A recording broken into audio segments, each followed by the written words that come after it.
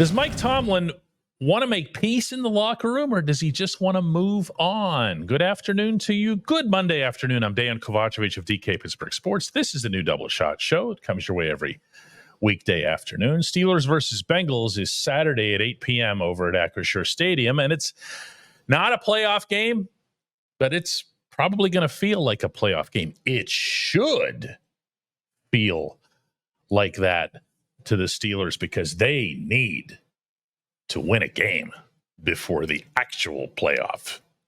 Some of the players talked about this today, understanding and respecting that you can't just lose 4 in a row. You can't nosedive and then all of a sudden, just pick up the front of the plane right before you're about to have impact.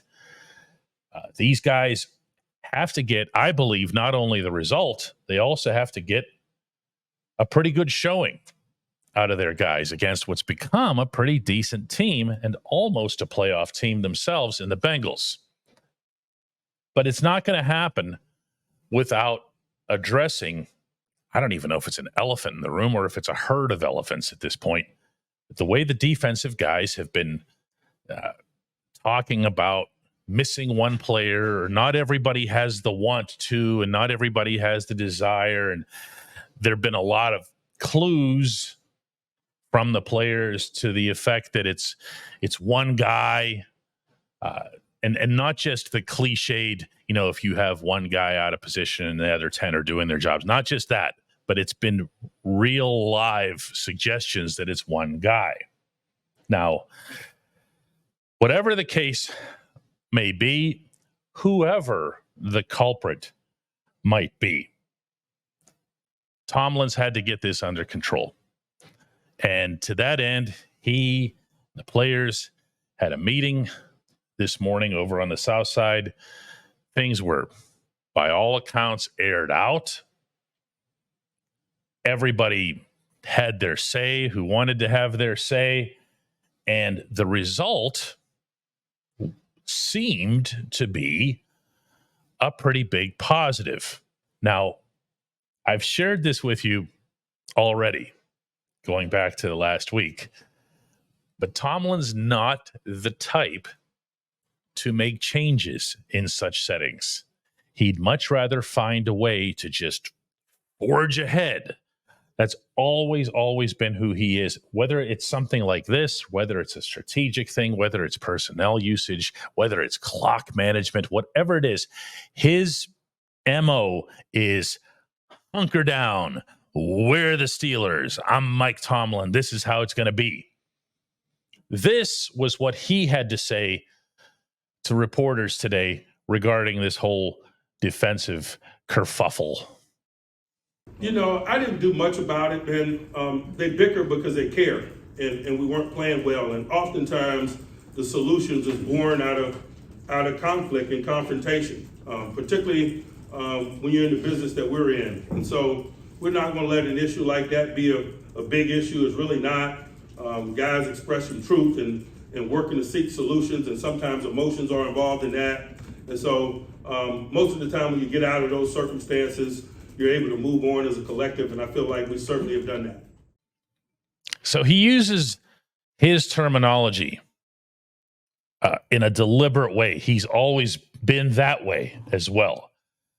So I can promise you that when he chose the term bickering to describe what his defensive players are doing, that was willful. That wasn't something that he thought of spontaneously standing there at that podium. He felt compelled to describe it as players kind of snapping at each other, and that they were doing so because they're hard-nosed competitors and they're ready to do anything at all to win. Okay, problem with that. They really aren't bickering. They were on the same page. They weren't going at each other. They were going at one person. So it's not the most accurate terminology. Okay, at least as far as I know. At least as far as I've been able to gather. They were going at one guy. But He's going to call it bickering. Why? Because he sees the one guy as still being part of the team and somebody that he values. Following me on all this? Okay, cool.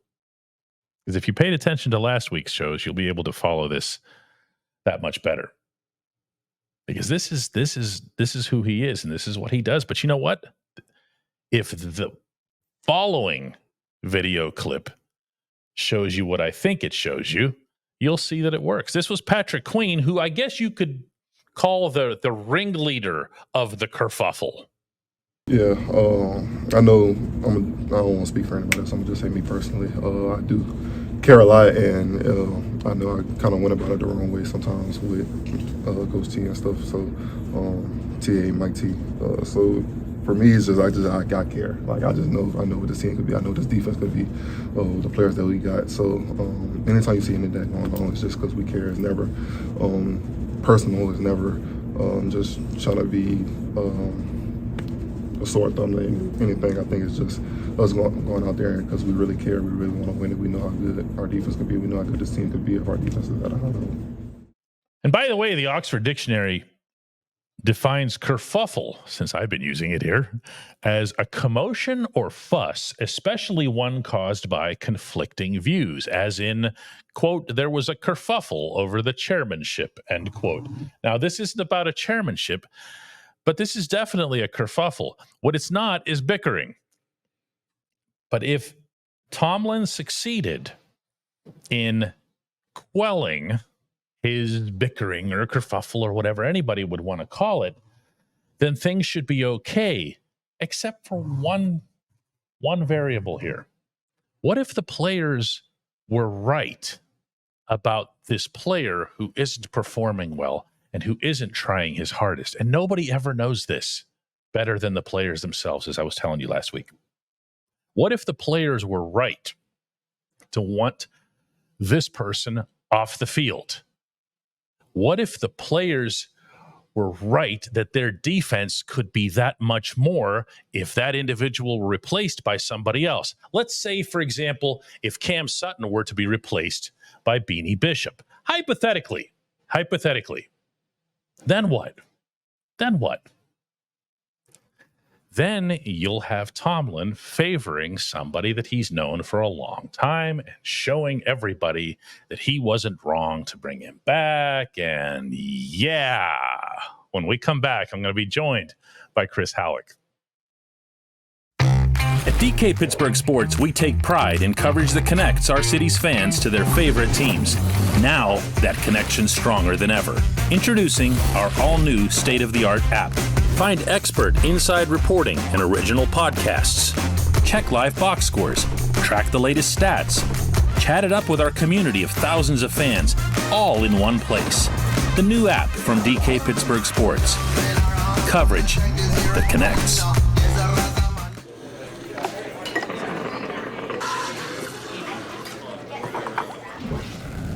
Joined now by Chris Halleck, as promised. Chris is over on the south side. And how much maintenance work was done over there, Chris? Is there construction equipment visible? How much repairing did Mike Tomlin have to do here? Well, I don't know if Mike Tomlin did that much of repairing. I think he kind of let the players kind of handle that from the sound of it, from the way that he spoke about it. But there's definitely some change that needed to happen. And the fact that they came in the day after Christmas, obviously they played on Christmas, but the fact that they came in the day after Christmas and addressed a lot of these issues, issues on the field, issues off the field, hearing what players said after the game, obviously the things that we saw on the field, guys blowing assignments, miscommunication here and there, it's just all that needed to be addressed, and they didn't waste any time. They immediately went in the lab, as Mike Tomlin likes to say, and got to work on that, and then took 3 days, So I will say that the overall mood, there weren't that many players in the locker room today, but the overall mood today was a lot more positive than the last time we saw these guys. Well, I mean, I don't know if that's saying a whole lot considering what the mood was in there, after the third straight loss. It's a challenging situation for any head coach, to be fair, to handle something like this. It's internal, and especially when there's more than one player who's upset about it. If it's just one guy, you can say, all right, malcontent and whatever else. But when it's a bunch of guys and they're all mouthing off about the same thing, even if they're not necessarily laying out exactly what it is, the only solution, the only way to handle anything is to have everybody sit in the same room, isn't it? Yeah, and they had team meetings. Like I said, they had one at the day after Christmas, and then they also had one, today, and Mike Tomlin spoke about how well that those meetings this morning went. Again, talking with the players, they seem to be, pretty upbeat for a team that's just lost 3 straight games, but also like Alex Highsmith spoke about it, Patrick Queen spoke about it. There's some urgency there too. Like they know, and I think that's why, when Mike Tomlin talked about we're a motivated group, and I'm not getting the sense that they're going to rest guys if the Ravens happen to win before they take the field on Saturday, because they, as Mike Tomlin said, he wants to get the stench off of this 3-game losing streak, and all that work, all the meetings that they're going through right now, that's all in preparation to play their absolute best football that they possibly can Saturday night and go into the playoffs on a high note.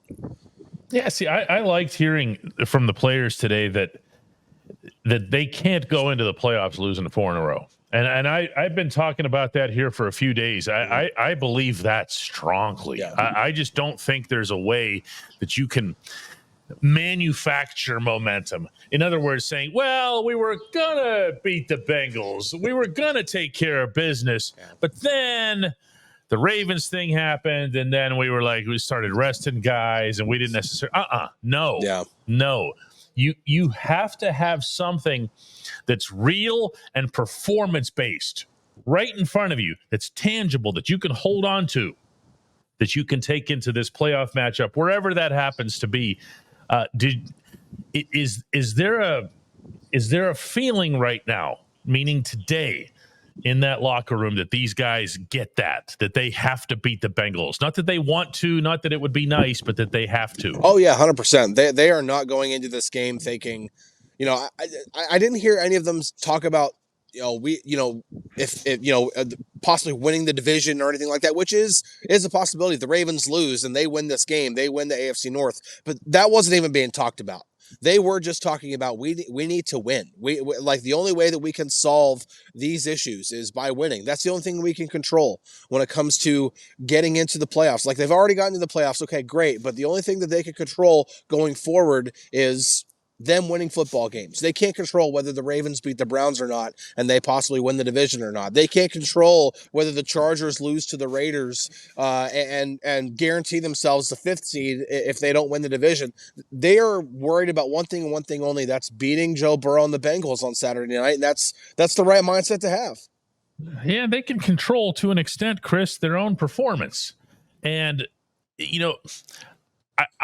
as much as I'll reiterate here that they need to win the game, I think they also need to perform well. I think they need to actually play well. So if you're the Steelers and you go out there and you face the player who I feel is the league's MVP, is Joe Burrow. I know I'm in the minority on that. I don't care. He's got a good case for it. If he didn't before, he sure does now. Okay. And if he were to somehow get the Bengals in the playoffs, then I think it's case closed. Yeah. But if you're to go out there and you play well against Burrow, now that's a relative thing. You're not going to shut him down. Yeah. You're not going to shut down Jamar Chase and T. Higgins. We'll be talking about that here later in the week. What you can do is maybe just have a really, really good showing against them. Keep them modest. Well, from there, that plus a win, now you go into, let's say Houston, and C.J. Stroud doesn't look all that scary, does he? Because he's not Joe Burrow. For that matter, he's not Lamar Jackson. He's not the quarterbacks that you face in your own division, 2 of which are the best in football. So I feel like there's something more to be gained than just chalking up the actual W. You got to also show that you've gotten better at some things, that you've really shaken off.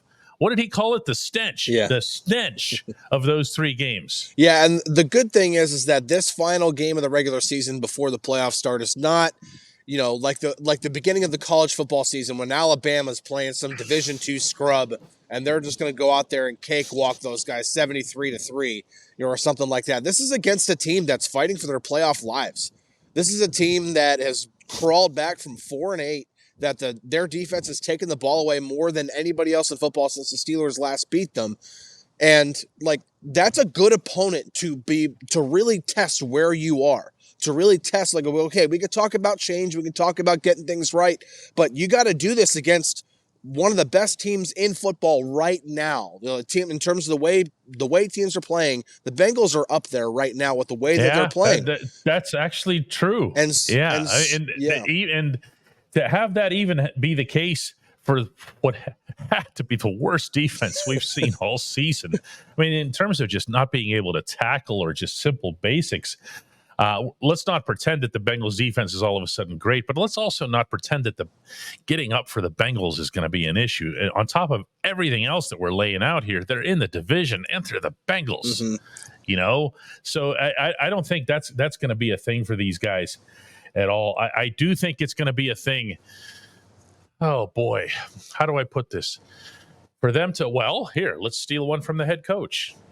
Get on the moving train again. Maybe it's just to get the train moving again and then to get on it. You know what I mean? Yeah. Because the train has stalled, man. The train is sitting there at the station with all kinds of repair work needed. Yeah, it's definitely we talked about, before the season, we talked about that 3-game stretch and how important it was going to be, and they just completely failure across the board. Not only lost all 3 games, but outscored 90-40. The football was bad. The offense was bad. The defense was all over the place. This is just the way that they're playing football right now. They're not going anywhere. If they were playing football the way that they're playing back in October and November and still lost all 3 of those games, it's a little bit of an easier pill to swallow, because at least they'd be playing good football, and they just lost to better teams. That's not what they did here. They lost to better teams, but they lost to better teams playing the way that they would also probably even lose to the Giants, the way that they were playing, the way they've been playing. So, they have to have everything fixed in order to have a chance to beat the Bengals right now, and then, of course, do anything that they dream to do in the playoffs. When we come back, J1Q.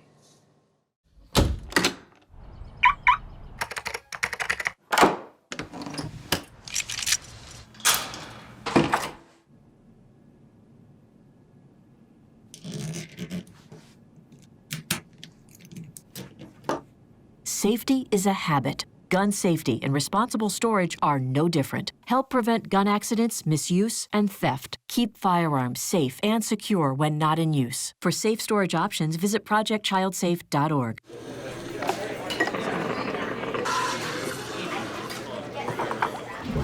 Time now for today's J1Q, and for that, we head to Fran over on the other side of the state. Hi, DK. This is Fran Streitman from Nazareth, Pennsylvania. I've never been a Tomlin hater, but this losing streak has changed my mind. Since 2016, the Steelers have a 17-17 record in December. True Super Bowl contenders must perform well in December to advance and win. After almost 2 decades, every aspect of how the team is coached and plays has been approved by Tomlin, and it must be good, right? Why change it if it's working? If you keep doing the same thing, you should expect the same result. The Rooneys want to win Super Bowls, not win seasons. Noel stayed too long. Cowher left at the right time. Tomlin had a good run. Now it's time for Tomlin to go so the Steelers can pursue Super Bowls. What do you think? Oh, my friend, what I think is that if the Steelers don't beat the Bengals, then they're not going to win a playoff game. And if the Steelers don't win a playoff game again, the calls like yours for Tomlin's job will be amplified louder than they've ever been. That's a pretty safe forecast on my part. And I don't think they'll be heard.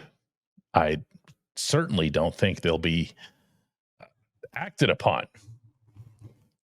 Tomlin just signed an extension. He's got another 2 years on a really lucrative deal. that pays him in the range of $14 million a year. That's not money that anybody would want to eat. And that's not, what am I saying here? That's not even something that Art Rooney's going to do. He's just not going to fire this coach. When Tomlin leaves Pittsburgh, whether that's to coach somewhere else in the NFL, whether that's to take a break, sabbatical, whether that's to just flat out retire, it's not going to be something that the team initiates. If it is something that the team wants to do about Tomlin, if that's the basis for whatever action would be taken, let's just say that, Rooney in his annual meeting with a group of reporters, I was part of it last year, been part of it before, in his office on the South Side, he just lays out, listen, this isn't good enough. Not making the playoffs isn't good enough. Or not winning a playoff game isn't good enough. It's time for us to take real action in this regard and that regard and whatever. No one's even going to take it seriously. No one's going to take it seriously. The reason for that is you have a head coach who is incredibly set in his ways, way more than most people will realize. I made a passing reference earlier to clock management. And I'm going to bring it up again, and not to, pounce on one of the lowest of all the hanging fruits related to Tomlin, but it just makes for such an easy example. It's so convenient to point out that there are only 17 games in a regular season that an NFL team plays. And your other 330 days of the year are built upon finding a way to win as many of those games as you can. Everything that you do is about those 17 days. Everything. So every millisecond of every one of those 17 games is so important. And you have so much time to prepare for things like clock management. How can we do this better as a football team? How can we manage this better? How do other teams do it? What is a clock management specialist? What's a clock management coach? What sort of leeway do they have? How much say do they have? Can they just yell into the headset, hey, call a timeout now? Is that how it works? Or do they just have somebody just kind of passively say to the coach, hey, coach, the clock's still running out there. And, we still have 3 timeouts left, and we could kind of use a field goal here before the end of the half. And then the coach has time to look around, and that's not a system. It's not a system that works. And it's not something that, to my knowledge, the Steelers have ever materially addressed. That's crazy. That's crazy stuff. But that's also what happens when you've got a coach with the personality that Tomlin does, but also that personality's been in the same place, same environment, answering to the same people for almost 2 full decades. Yeah, it'll turn on him pretty good. It'll turn on him something fierce. It's not going to change. It's not going to change. I appreciate the question, Fran. I appreciate everybody checking out the new Double Shot Show. We will be back with our next one on Thursday so that you can enjoy New Year's Eve and New Year's Day without worrying what it is that we're going to talk about. Again, next show Thursday.